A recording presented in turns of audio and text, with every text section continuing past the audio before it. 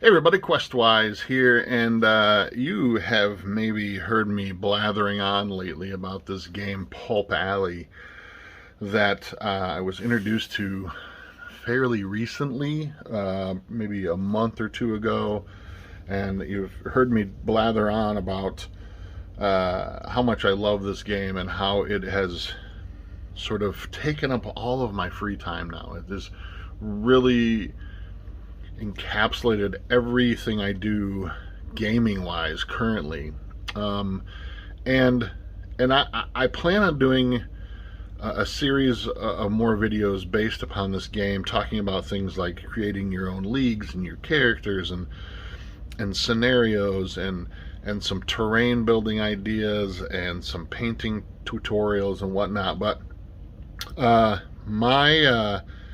my good friend Charlie and I have been playing this game along with our good friend Nay, and we've been talking about how awesome it is and how much we really enjoy playing it. But we also realize that in our small local area, there are not other people who play this, or if they are, they still have remained hidden.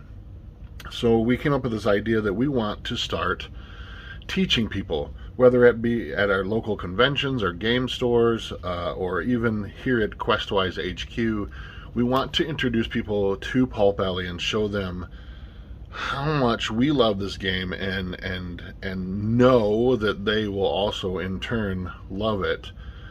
So what we've come up with this idea is that what we're going to do is we're going to sort of put together a mobile package, a mobile a collection of stuff that we can take with us on the fly and set up and play the game, and do some simple teaching tutorials. So I went and we've discussed some things about like how to set up a simple table with some simple terrain that doesn't sort of get in the way of gameplay but still accentuates the gameplay. So I decided to go and purchase a copy of the starter set, because I figured what better way to teach somebody than to have a starter set with you. We'll put this in our kit, we'll take this with us everywhere we go.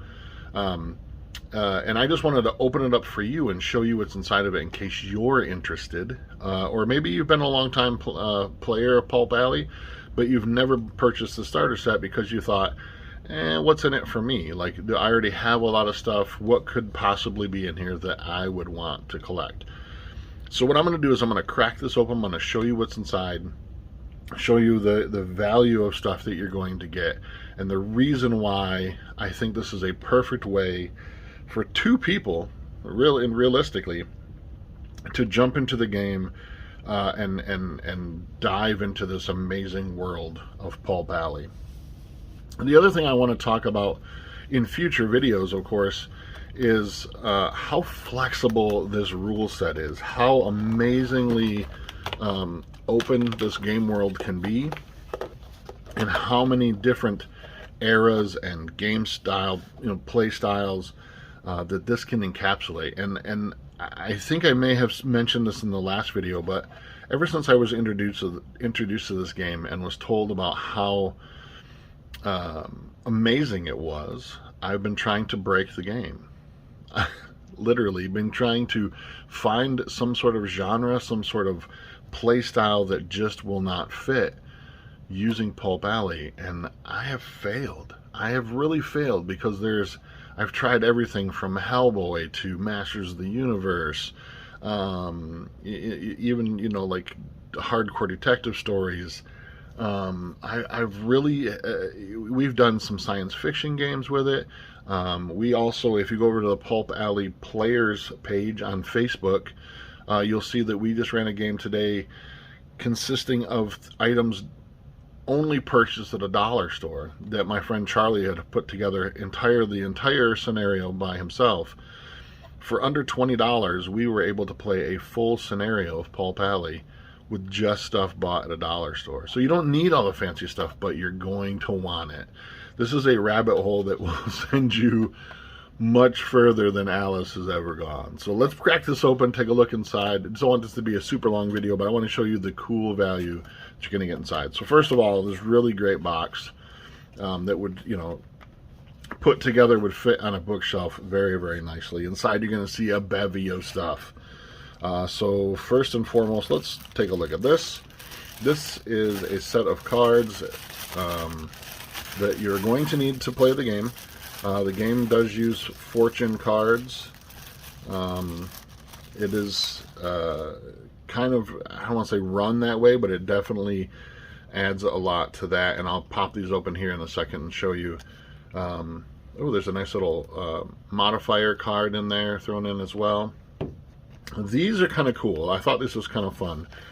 So when you get this starter set, you may be so excited that you want to start playing right away. And while there are miniatures in here, there's 2 full leagues of miniatures in here.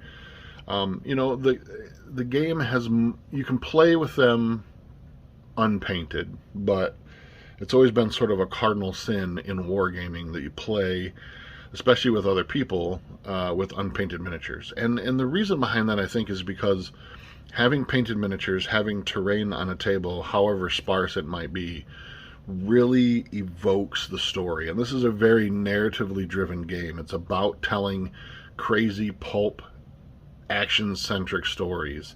And so to have some painted miniatures on the table are a great way to sort of enhance that gameplay. But what the folks at Pulp Alley have done here is they've given you these cards, and they have the characters from the leagues printed on them. So you can actually just cut them and glue them to a stand or stick them in a little standy thing.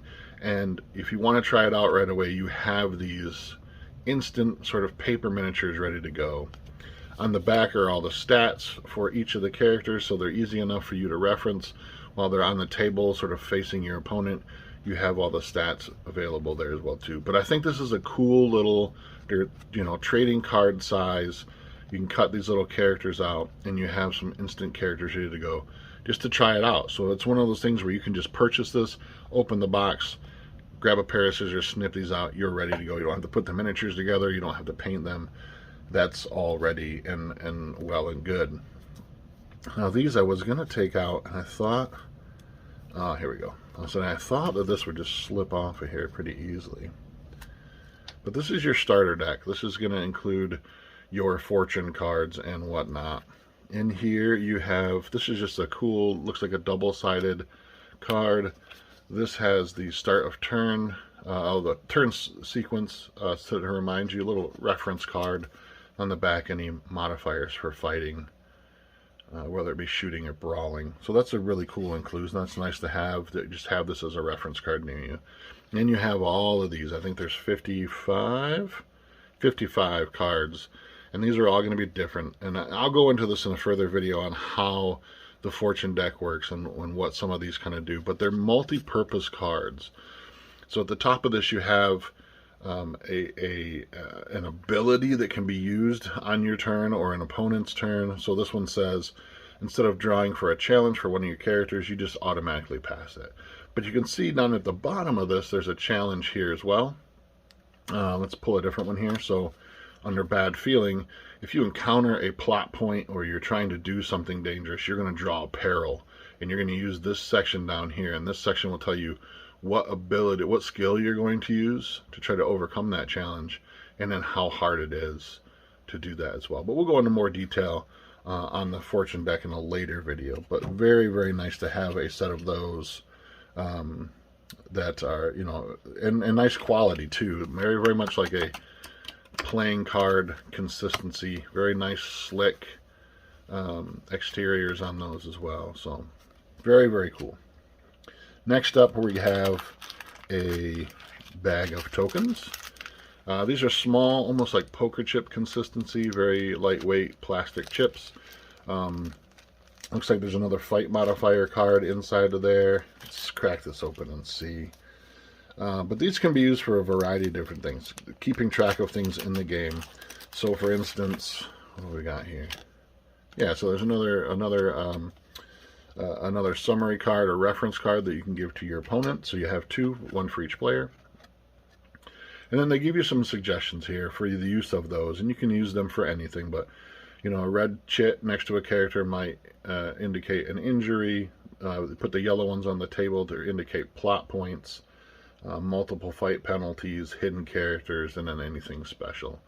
So you get a full bag full of those, a bag full of those, in order to sort of jump right in and use them as they suggest here.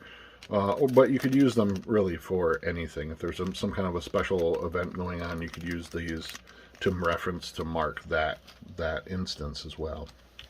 I'll slide those out of the way. Next, you're going to get a big old bag of dice. There's a ton of dice in here. So the game does use polyhedral dice. Everything from a D6 up to a D12. Most often it's going to be D6s and D8s that you're going to use. Not really color-coded for any reason other than ease of reference. Seeing a red one instantly makes you know that that's a D10, a white is a D6, so on and so forth. There's a variety of these different things you can get, different not styles, but different colors of dice that you can get for this game as well. But this is a set that I believe is the sort of set that is used on all of the videos that they play.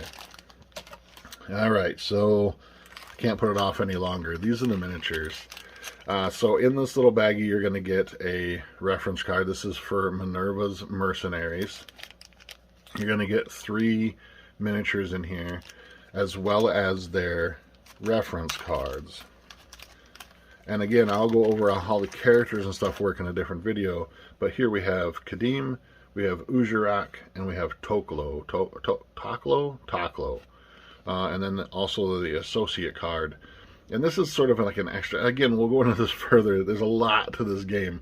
The game's not super difficult in as far as rules go, but there are so many cool options that are available. So the associate is sort of a character that's part of your team that doesn't end up on the table. You sort of just have him as a reference to go back to, and they can give you benefits before or during the game. But here you have your character cards. These are level 2 characters, as you can see, a pre-referenced by the 2. On the sides here, they have their stats. So Toklo, he can brawl. He can roll 3 6-sided dice for brawling. He doesn't have a shooting value. He can roll 3d6 for dodge, 1d6 for might, 1d6 for cunning, or finesse and for cunning. And then he's a thug, which means it's included in his profile, which means I believe his brawl and dodge went up by 1, but it removed the fact that he can actually shoot. So you're going to get the character cards in with the miniatures. This side actually has the characters that were built for Pulp Alley, but on the back, if you don't like them, they have the same named characters for the miniature itself, but then a blank card for you to be able to sort of tool these up the way you want them to. If you want Kadim to be your leader of your league, you can make him a level 4 character, make him a leader, and then duel out your stats. And I'll go into a video later on how how to create characters. So here's the other part of Minerva's Mercenaries. This is bag number 1. This has actually got Minerva in it. So she's actually the leader, obviously, of Minerva's Mercenaries, right? So you have a miniature for her, and you also in this bag have a miniature for Ramjeet, right? So it kind of shows you here the league roster and then the cards for those characters. So let's pull Minerva out here so you can actually see the quality of the miniatures. Each bag comes with bases for each figure, and then if I can get this camera to, yeah, so here's Minerva. Very, very nice. I believe these figures were done, by Pulp Figures. I know that they draw a lot from Pulp Figures, maybe designed specifically for them, but they also sort of draw from a few other companies as well too. But so that's Minerva. Ramjeet's in there as well. That's your first league. So you get 2 bags for your first league. There's going to be 5 characters in that. And then you have the Dundee Scholars, right? This is Lucky Dundee, very Indiana Jones-esque. You get a monkey character, and then this girl, which I believe her name is Lady Elaine, if I remember correctly. So you have one of their associates, Harper the librarian. You got their League of Perks. Yeah, Lady Elaine, there she is. Lucky Dundee. And then you have, oh, I'm missing somebody somewhere. Oh, yep, there's a card there. Milligan. Milligan the monkey, the chimpanzee. So very, very cool. You get all that stuff for these characters. Then you're going to get a little bag in the bottom of this that has a whole bunch of other stuff. And by a whole bunch of other stuff, I mean the good stuff, the rules, right? Everything you're going to need to play. So first, and I don't know if this comes with every box set. You probably do. You get a red herring card, which again we'll talk about later when we talk about the fortune cards and treasure cards. And then this little, it's an actual fortune card, but it's one that's sort of just special to having in the box set. It's have fun when any player becomes the director. Effect, draw 2 fortune cards. So very cool. Rule number 1 of this game is have fun, and it's cool that they made a card based on that. So you can slide this into your fortune deck, have this little special card. Red herring comes into effect in certain scenarios, but it's nice to have one of those that you can add into your treasure deck. You're going to get 2 ruler bookmarks. These are really nice. I've ordered a set of these before, and they are cardstock, but they're also laminated. I guess kind of, they have like almost like a vinyl feel to them. Very, very cool. They have a little bit of texture. I don't know if that's going to show up in the camera there. That kind of black in the light. Yeah, you can kind of see it in the light there. But on one side, you're going to have fight modifiers. It's just like on your reference card here. And then on the other side, you're going to have the start of the turn sequence, which is going to be just like on your reference card here. But it's nice to have it at hand. They are 6-inch rulers. You can see that the 3 is notated there. So 3 on the other side of that, 6. Nice little things. I think these are one of the coolest. It's simple thing, but it's really, really cool to have. That's going to be in your baggie as well. You're also going to get these. This is the Pulp Alley Quick Start rules. You can actually get this from their website completely free, but it's nice to have this. And this is actually, while this is sort of the quick start rules, it's also really handy to have at the table. Rather than flipping through the core rulebook and trying to find something quickly, this is a nice little reference to have. So, you know, if you want to, I don't remember how plot point thing works. It's all referenced out right there. Oh man, we're in a brawl and I can't remember, you know, what skill I get to use or whatever. It's all right in here. And it's in a nice little 25-page booklet. So very cool. Oh, that's so great. This is such a cool, I can't tell you enough how much I love this game. Then you're going to get the core rulebook. This is a small, what is this, A5 size sort of pocket guide. It's, you know, the full-size rule book, but it's a smaller format than what you're going to get if you like sort of buy the PDF and print it out yourself. But it's the full rule book. It's just a, you know, just like what you're going to get if you buy the PDF. Very, very cool. All the rules of everything you're ever going to need to play in here. Although there's lots of great expansions to Pulp Alley that will give you further ways to enhance things. Like the vehicle guide gives you a lot more ways to run vehicles. While the vehicle rules are in here, the vehicle expansion gives you a ton of new stuff to be able to add to that as well. Scenarios, there's just a ton of great stuff, content. So I'm going to put a link to the website down below so you can go check this out yourself. Maybe grab yourself a free copy of the PDF of the Quick Start. And then who knows, jump in and buy this box set because it is worth it. 2 players worth of stuff packed into one little box. You can't go wrong with this game. Like I've said before, this game has really encompassed all of my free gaming time. It has encapsulated my love for building terrain again, which I haven't done in a long time. I've started to build some buildings, and I'll show those to you in a different video. It's really encapsulated my love for trying out different genres and trying out different building of teams and painting again. It's really reawakened my love for skirmish wargaming. Pulp Alley. Check it out. Until next time, I'm Questwise. Please, my friends, stay safe, and as always, game on.